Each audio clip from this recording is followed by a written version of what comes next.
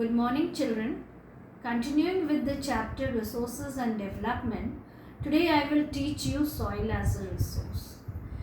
All of you very well know that soil is a medium for plant growth. But for your garden, when you have to plant crops, you have to buy the soil. So, soil is becoming rarest commodity now. Here, let us see the vertical profile of the soil. You just have a look in your textbook. You can see here, this is the soil profile. This is the C horizon. This is the B horizon. And this is the A horizon. And here, this completely A and O. Here, this is the parent bedrock that is made up of rocks, big rocks, from which the soil is formed. This is the substratum or the weathered rock material, and here is the sand, silt and clay, and here this is the topsoil, which consists of organic matter also. So this A horizon is the horizon which is used for growing A and O. This is the horizon which is used for growing crop. So that is why, though we see the land part with soil, it is only this much soil which is utilized for the growth of crop. Now, what are the factors responsible for soil formation? The factors responsible for soil formation are the bedrock, the climate, the relief features, and life like microorganism, macroorganism. Now just see climate. Climate includes rainfall, then temperature and wind. Life form, microorganism, macroorganism, because these are the burrowing animals which burrow the rock and cuts the rock. Then on what basis do we classify soil? Soil is classified on the basis of color, texture, age, and physical and chemical properties. When we classify soil, it is classified into alluvial soil, black soil, laterite soil, arid soil, red soil, and mountain soil. Now coming to this map, on the basis of color, here today we'll study alluvial soil. Alluvial soil is the soil which is found most predominantly or widely found in India. You can see it is covering the Indus plain, the Ganga plain, the Brahmaputra plain, the eastern coastal plain, that is the delta of Mahanadi, Godavari, Krishna and Kaveri. And it is also in a narrow corridor passing through Rajasthan and in some parts of Gujarat. So alluvial soil is the soil which is widely found in India, classified into Khadar and Bhangar. Khadar is the new alluvial, Bhangar is the old alluvial. Khadar is more fertile, finer particle. Bhangar is less fertile and have conker in it. So this is found on the Piedmont plains, that is the base of the Himalayas, Piedmont plains. So it has phosphoric, lime and various other nutrients. This is the most fertile soil of India, has proper proportion of sand, silt and clay. So this is how alluvial soil is classified into, or we can describe it. Next soil is the black soil. Black soil, the color is black. It has high percentage of clay. That is why you can mold it into different shapes. So it has high plasticity, high water holding capacity. It cracks in summer. So aeration is poor, can be managed using manures. So if you see, the black cotton soil is also known as Regur soil, and it is found in Madhya Pradesh, Maharashtra, some part of Saurashtra. So we can see here the black soil. The next soil is the red soil. Red soil is found south of the Deccan Plateau, that is Tamil Nadu, some parts of Western Ghats, then Andhra Pradesh, Orissa, Jharkhand and Chhattisgarh. It is also found in some parts of Arunachal Pradesh, northeastern states you can see, Nagaland, Manipur, Mizoram and Tripura, some parts of Meghalaya. The red color of the soil is due to the diffusion of iron in it. It is formed from crystalline igneous rock.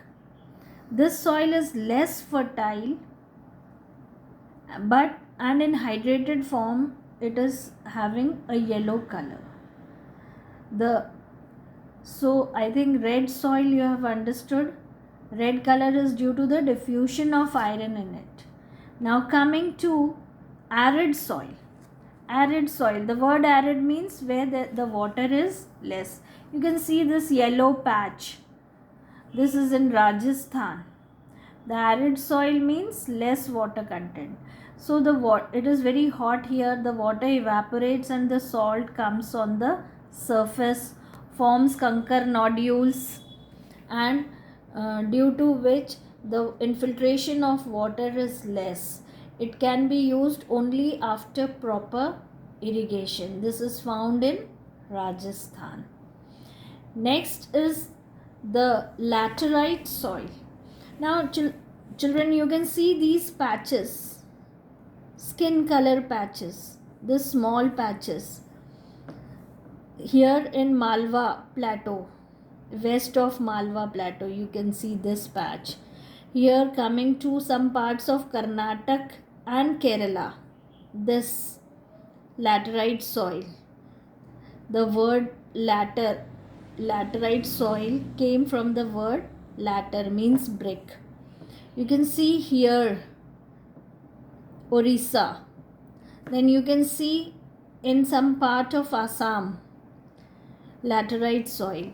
This laterite soil is found in the region with high temperature and high rainfall. So leaching is very common. The nutrients are washed deep down.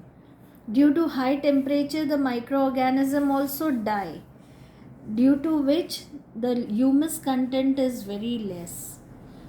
This soil is good for growing tea, coffee and cashew nut.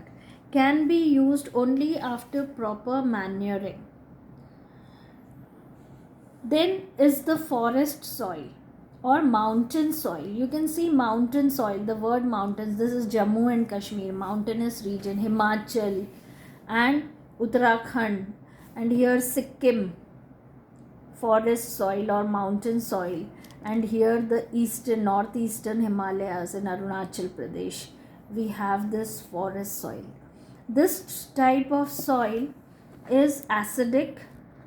It is loamy and silty soil, less fertile and immature, because the moment the soil is formed, it comes down.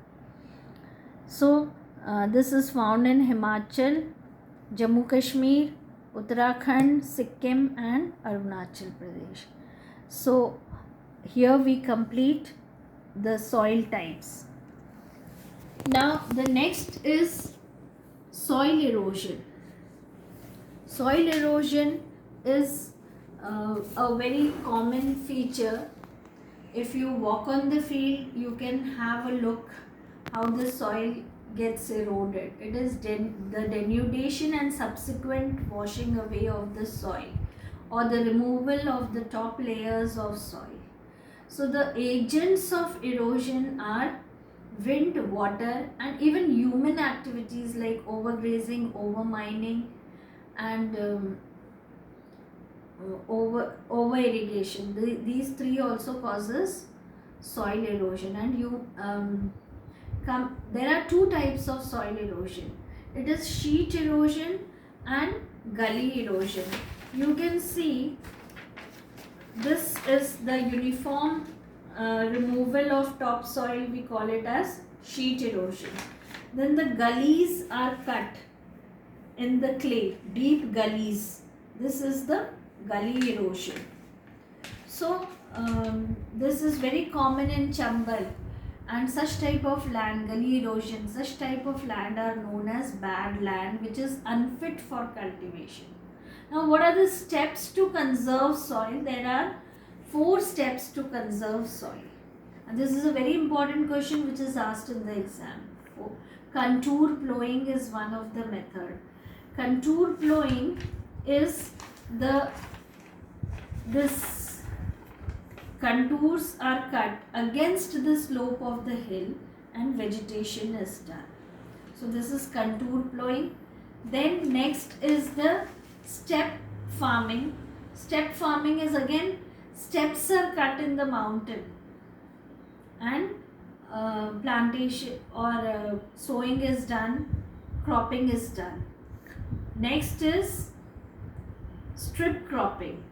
You can see this is a field and there is a strip of grass which is planted. Grass is a sturdy crop, so it prevents the here the main crop is there, here the main crop is there, and in between you can see a strip of grass. Grass is sturdy, so it prevents the soil from wind and water erosion. So this is strips of grasses are grown in between the main crop.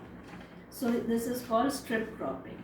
Shelter belts are the rows of tall trees which are planted on the border of the fields, and these tall trees break the force of the wind and thereby preventing soil erosion by wind. So here we complete the whole chapter, children. So I want you to read the chapter thrice, and the questions from the third part is: what is soil? What are the factors responsible for the formation of soil? On what basis do we classify soil? Write 4 features of each type of soil, like alluvial soil, black soil, red soil, laterite soil, forest soil, arid soil. Then what is soil erosion? What are the 2 types of soil erosion? And the third, what are the 4 steps to conserve soil erosion? Or what are the 4 steps to conserve soil? So here we complete the chapter. Do complete all the question answers in your notebook. Thank you.